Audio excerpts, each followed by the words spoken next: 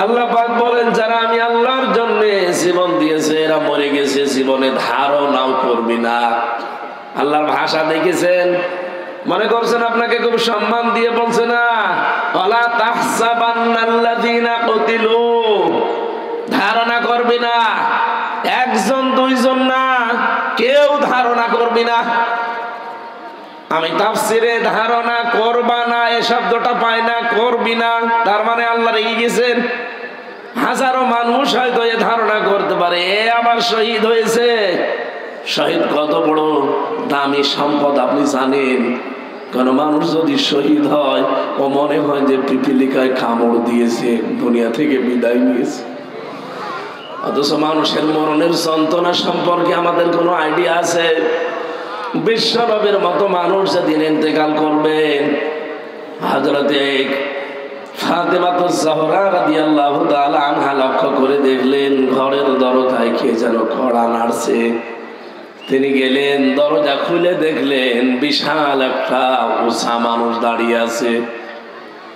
ভয় পেয়ে তিনি দৌড় দিয়ে আসলেন রাসূলের কাছে, ডাক দিয়ে বলে, হে রাসূল, হে আমার পিতা, এমন একজন মানুষকে দেখেছি, জীবনে এরকম মানুষ, এত উঁচা মানুষ আমি জীবনে দেখিনি। নবীজি ভাঙা ভাঙা কণ্ঠে বললেন, ফাতেমা, যে এসেছে তোমাকে এতিম বানানোর জন্যে, তুমি চিনতে পারো না এই লোকটাকে? পৃথিবীর কোন মানুষ নাও, ফেরেশতা আজরাইল, আসতে বলো। তিনি আসলেন, সামনেই ছিলেন হযরতে জিবরাইল আলাইহিস সালাম। তিনি ডাক দিয়ে বললেন, হে রাসূল, জীবনে বহুবার আপনার কাছে এসেছি, আজকে একটা নতুন ফেরেশতা আমার সাথে আমি নিয়ে এসেছি। এই ফেরেশতা আজ পর্যন্ত কারো কাছে কোনো অনুমতি চাওয়া দূরের কথা, ওর প্রয়োজন হয়নি, কিন্তু আজকে এসেছে আপনার কাছে অনুমতি নেওয়ার জন্যে। কি অনুমতি চাই? যে আপনাকে নিয়ে যেতে চাই। নবীজি বললেন, আমি যেতে চাই, আমার উম্মতের কি হবে? বিশ্ব নবীকে অভয় দেওয়া হয়েছে, রাসূল আপনি যদি থাকতে চান আপনি থাকতে পারবেন। নবীজি সঙ্গে সঙ্গেই বলেছিলেন যে কতদিন? যতদিন আপনি চান। এরপরে কি হবে? এরপর মরা লাগবে। কুল্লু নাফসিন যায়িকাতুল মাউত, এই শব্দটা আল্লাহ নাযিল করে জানিয়েছেন কেউ বাঁচতে পারবে না। জীবন আল্লাহ যাকে দিয়েছে মরণ তার হবে। এই শব্দটা নিয়ে কোনো মানুষ যদি একটু ভালোভাবে চিন্তা ভাবনা করে, গভীরভাবে মনোযোগ দেয় যে আমার মরা লাগবে, ওর জীবনটা পাল্টাতে আর কিছু লাগবে না। আপনি ভালো মানুষ বসে আছেন, গতকালকে আমার এক দাদা মারা গেছে, ভালো মানুষ ঘুমিয়েছে, ঘুম থেকে আর ওঠে নাই, ওই শেষ। আমি ভাবছিলাম আমি যদি এভাবে ঘুমিয়ে যেতাম, আমার যদি না উঠতাম, কাউকে কিছু বলারও সময় পেতাম না। সকালবেলা সবাই মাইকিং ঘোষণা দিত যে হামজা মারা গেছে। দুনিয়ায় কত কিছু বলার ছিল, কত মানুষকে কিছু বলারও সময় দিল না। মরণ এমন একটা ঝামেলা জিনিস। কিন্তু নবীজিকে আল্লাহ বললেন, হ্যাঁ আপনি থাকতে পারবেন। ফেরেশতা বলে থাকতে পারবেন, কিন্তু যতদিন ইচ্ছা ততদিন, তারপরে মরা লাগবে। নবীজি বললেন, মরা যখন লাগবে তখন আর দেরি করার দরকার নেই, আমারে নিয়ে চলো। হযরতে আজরাইল জানটা কবজ করার জন্য শুধু হাতটা রেখেছিলেন নবীজির বুকের উপরে। নবীজি সঙ্গে সঙ্গে বললেন, ফেরেশতা হাত নামাও। কি রাখলে? ফেরেশতা বলে, হে রাসূল, আমি জানি আল্লাহর পরে আপনার স্থান। আমি খুব আসানে সতর্কতার সহিত শুধু আমার হাতটা আমি রেখেছি, তাও খুব আস্তে করে, এখনো পুরাটা ভর আমি দেয়নি, শুধু রেখে দিয়েছি। নবীজি বললেন, আজরাইল, এইটা যদি তোমার হাত রাখা হয় তাহলে তোমার কষ্ট কোনটা? তুমি শুধু হাত এখনো ভর দাওনি, শুধু রেখে দিলে মনে হচ্ছে উহুদ পাহাড় আমার বুকের উপরে চাপিয়ে দিয়েছো। যশোরবাসী, মন থেকে কথাগুলো বলছি, একটু নিজের থেকে মিলান তো। এত বড় দামি মানুষের যদি এই কষ্ট হয়, তাহলে আমরা তো মানুষের ভেতরেই পড়ি না। কথা বলেন না কেন? আমাদেরকে মানুষ বলা হয় শুধু উপরে চিহ্ন দেখে, ভেতরে কত প্রসূত জমা হয়ে আছে। আরে ভাই, হিংসা তো মানুষের ভেতরে থাকার কথা না, হিংসা থাকার কথা পশুর ভেতরে। আপনি দুইটা কুকুরকে খাবার দেবেন, একটাকে যা দিয়েছেন ও মরণ পর্যন্ত খেলেও আমার মনে হয় শেষ হবে না, এরপরও দেখবেন পাশেরটায় হামলা দেয়। কথা বলছে না? হিংসা তো আমাদের ভেতরে থাকার কথা না, এটা তো পশুর স্বভাব। মানুষের এই চেহারা শুধু থাকলে আপনি মানুষ বলে পরিগণিত হবেন না, বিষয়টা এমন না। এই জন্য সেটা বলতে চাই, এত বড় দামি মানুষকে তো আজরাইল হুকুম নিয়ে এসে যদি জান কবছে, এত কষ্ট তার কাছে মনে হয়। নবীজি আমার মতো এত দুর্বল ছিলেন না। বিশ্ব নবী বলেন 100 হামজার শক্তি আল্লাহ আমার শরীরে দিয়েছিলেন। তার মানে আমার মতো 100 জন মানুষের শক্তি এক জায়গায় করলে যা হয়, নবীজিকে আল্লাহ একাই তাই দিয়েছিলেন। সেই মানুষটা যদি একটা হাতের ভর তাও ভর দেয়নি, শুধু রেখেছে হালকা, এটাই যদি সহ্য করতে সে না পারে, আমি আপনি কোন ধান্দায় আছি? ধারণা কোনদিন যেন আপনার না আসে যারা শহীদ হয়, এই মানুষগুলোর মরণের কথা শুনলেন যে পিপিলিকা কামড় দিলে যতটুকু যন্ত্রণা, অতটুকুতেই তার জীবনটা শেষ হয়ে যায়, সে আর টের পায় না। তার মানে শহীদের মরণ নবীজির ইন্তেকালের, নবীজির মরণের চাইতেও অনেক কম।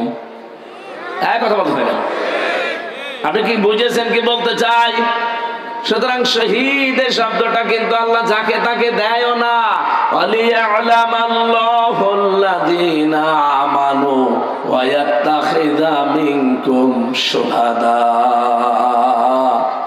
সূরা আলে ইমরান 140 নম্বর আয়াতের মাঝের অংশে আছে, জেনে রাখো যাদের ঈমান এবং আমল কাজ কারবার আমি আল্লাহর পছন্দ হয়, এই মানুষগুলোকে আমি আল্লাহ এমনিতেই মরণ দেই না।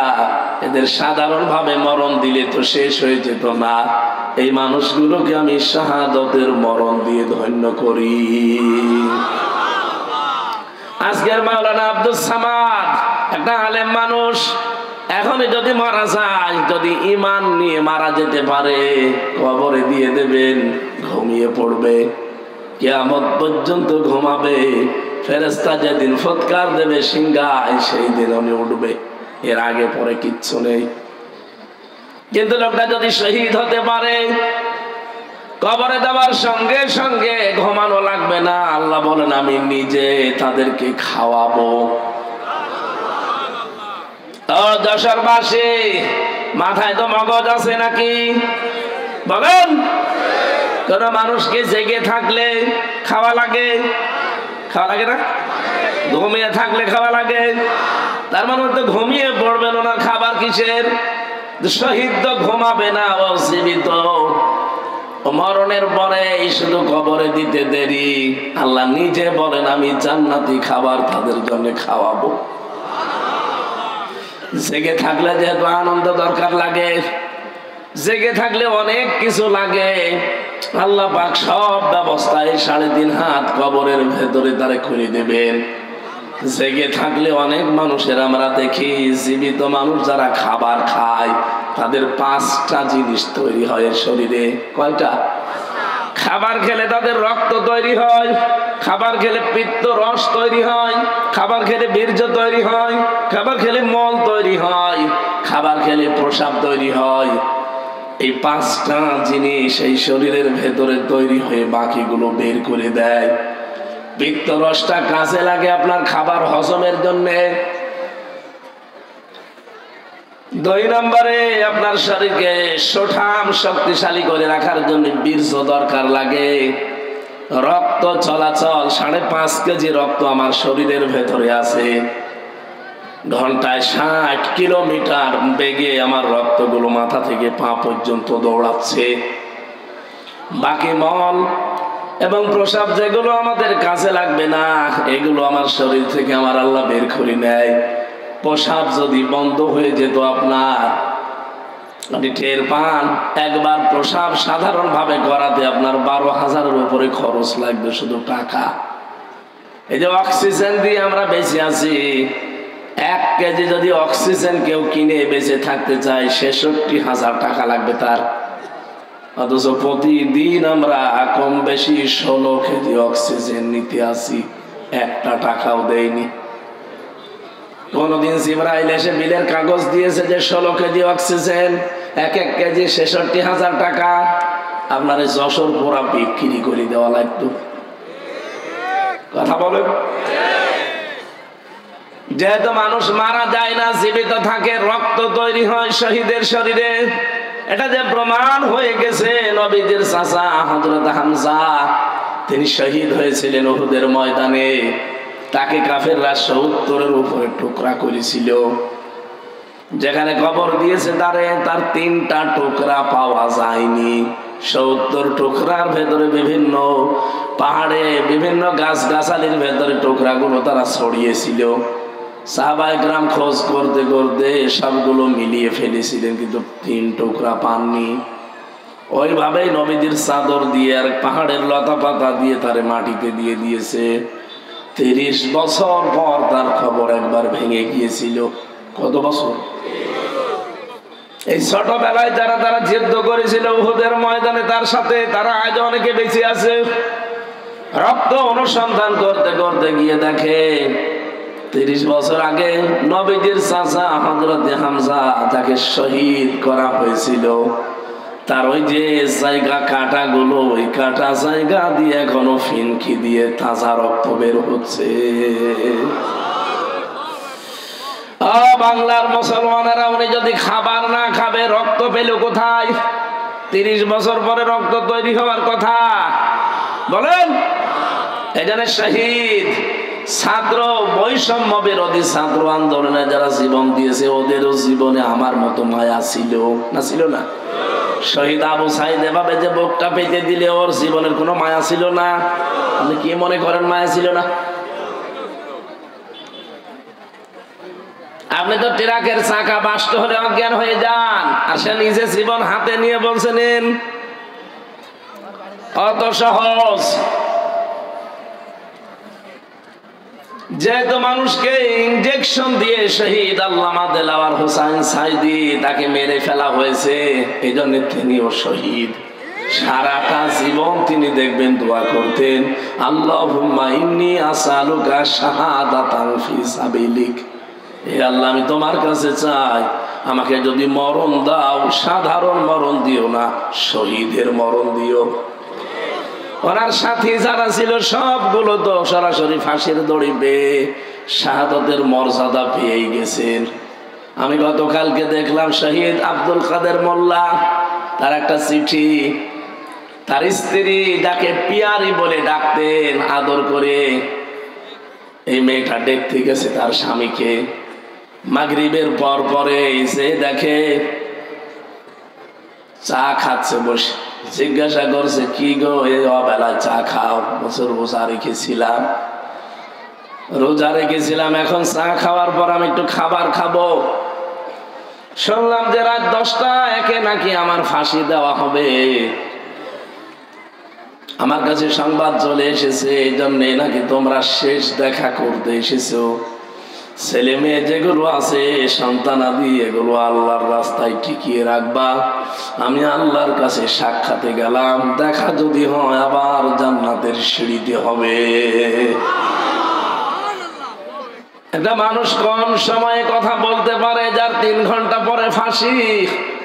সারাদিন রোজা রেখেছে, এখন বিকালে আসো মাগরিবের পরে সে চা খাচ্ছে। আপনার মনে হচ্ছে শুনতে খুব সহজ, এটা কি বাস্তবে অত সহজ? 3 বছর আমি অত ছেলে ছিলাম, ফাঁসির কন্ডেম সেলের ভেতরে 24টা ঘন্টা আমার মনে হয় এক এক ঘন্টা এক এক বছরের মতো ছিল, কারণ যোগাযোগ বিচ্ছিন্ন ছিলাম। 24 ঘন্টা আমার তালা লাগিয়ে রেখেছিল, মনে হতো যে 1 ঘন্টা যাচ্ছে 1 দিনের মতো, তাহলে 24 ঘন্টা 24 দিনের মতো ছিল। কোন কোনো কিছু নেই, তারপরও অজানা একটা টেনশনে আমাকে সবসময় কাবু করে রাখতো। ওই যে ডায়াবেটিস হয়ে গেছে, এখনো পর্যন্ত ভালো হয় না। অথচ লোকটার মাত্র 3 ঘন্টা বাকি আছে। 7টার সময় যদি দেখা করে থাকে, 10টা একে ফাঁসি। কয় ঘন্টা? 3 ঘন্টা আগে সে লোকটারে এত উৎফুল্ল মনে হচ্ছে শ্বশুর বাড়ি যাচ্ছে। আল্লাহ রাব্বুল আলামিন কোরআনে কারিমে জানিয়েছে, যে কারারক্ষী আমি জেলখানায় থাকতে আমাকে ঘটনা শুনিয়েছিল একবার, যে আমি তার ফাঁসির সময় ছিলাম। এই লোকটার 3টা ঘন্টা বাকি আছে, কিন্তু শরীরের ভেতরে, চেহারার ভেতরে কোনো ছাপ নেই, একেবারে নিশ্চিন্তায় বসে আছে। মনে হচ্ছে ওনাকে কোনো সুসংবাদ দেওয়া হয়েছে। আমি ওই দিন কারারক্ষী কুতুবউদ্দিন ভাইকে বলেছিলাম যে ভাই, আপনি টের পাননি, আমি টের পেয়েছি। ইন্নাল্লাযীনা ক্বালু রাব্বুনাল্লাহ সুম্মা ইসতাকামু তাতানাজ্জালু আলাইহিমুল মালাইকা। আল্লাহ পাক বলেন, সত্যি যারা এই কথা বলতে পারে আমার রব আল্লাহ, এই কথা বলেই শুধু এলোমেলো যায় না, সে টিকে থাকতে পারে এই কথার উপরে। যত ঝড় ঝাপটা তার উপরে আসবে, তারপরও সে টিকে থাকতে পারে। আমি আল্লাহ তাকে এমনি এমনি কিছু না দিয়ে ছেড়ে দেই না।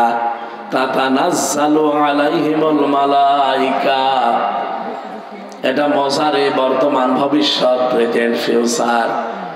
মালাকুন 1 বছর, মালাইকা বহু বছর। রব্বুল আলামিন বলেন, আমি নিজে তার জন্য হাজার হাজার ফেরেশতা পাঠিয়ে দেই রিসিভ করার জন্য। ওয়েলকাম জানাতে থাকে ফেরেশতারা, আর বলে কোনো ভয় নেই, কোনো চিন্তা নেই। হয়তো ভয় হচ্ছে যে আমি এখন চলে গেলে আমার বর কি হবে, আমার ছেলে মেয়ের কি হবে, তাদেরকে কে দেখে রাখবে, আমার দলের লোক এতগুলো মানুষ পালিয়ে বেড়ায় জেল খাটে, কি হবে তাদের। আল্লাহ পাক বলেন, আমি ফেরেশতা দিয়ে বলি যে এই কথা শুনিয়ে দাও, কোনো চিন্তা নেই, কোনো ভয় নেই, সবগুলোর দায়িত্ব আল্লাহ নিজে নিয়ে নিয়েছেন।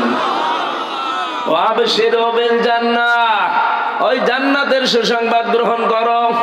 আল্লাতী কুনতুম তুআদুন, যার ওয়াদা আল্লাহ তোমাদের কাছ থেকে নিয়েছিলেন। তিনি যে ওয়াদা দিয়েছিলেন তোমাদেরকে, তার অঙ্গীকার এই যে জান্নাত দেখা যাচ্ছে, প্রবেশ করো। নাহনু আউলিয়াউকুম ফিল হায়াতিদ দুনিয়া ওয়া ফিল আখিরাহ, দুনিয়ায় আমরা তোমাদের বন্ধু ছিলাম, মরণের পরও আমরা থাকবো বন্ধু। ওয়ালাকুম ফিহা মা তাশতাহি আনফুসুকুম ওয়ালাকুম ফিহা মা তাদউন, এমন একটা জায়গায় তোমাদেরকে পৌঁছিয়ে দেব যেখানে চাওয়ার আগে জিনিস পাওয়া যায়। নজুলাম মিন গফুরির রহিম, দয়াময় আল্লাহর পক্ষ থেকে এটা বিশাল মেহমানদারি। জোরে বলেন সুবহানাল্লাহ। যে কথাটা তুলেছিলাম শহীদ, এটা অনেক দামি জিনিস। আল্লাহ যাকে তাকে শাহাদাতের মরণ দেন না, এটা দেন তাদেরকে আল্লাহ যার জীবন এবং অ্যাক্টিভিটিস, কর্মকাণ্ড আল্লাহর ভালো লাগে, এই মানুষগুলোকে আল্লাহ শাহাদাতের মরণ দিয়ে ধন্য করে তার জীবনটা। বলেন আমিন। আজকে যেহেতু শহীদদের মাগফিরাত কামনায়, এদের মাপ তো আল্লাহ করেই দিয়েছেন, তাদের মাগফিরাত আর কামনা করার দরকার নেই, তাদের সম্মান কামনা করেন। আল্লাহ যেন তাদের মর্যাদা সম্মান আরো বাড়িয়ে দেয়। বলেন আমিন।